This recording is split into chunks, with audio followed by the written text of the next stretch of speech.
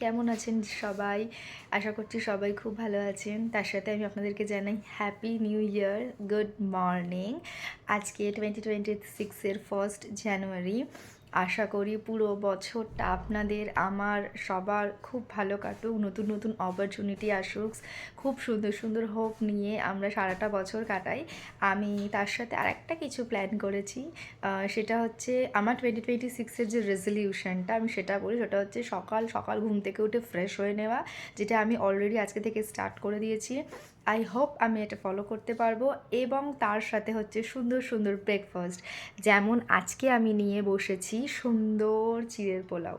প্রত্যেক দিন সকালবেলা একটু হেলদি ব্রেকফাস্ট করার চেষ্টা করব, এবং তার সাথে নিজের শরীরটা মেনটেন করার চেষ্টা করব, আর অনেক অনেক কাজ করার চেষ্টা করব। সব কিছু আমি আপনাদের সাথে শেয়ার করব।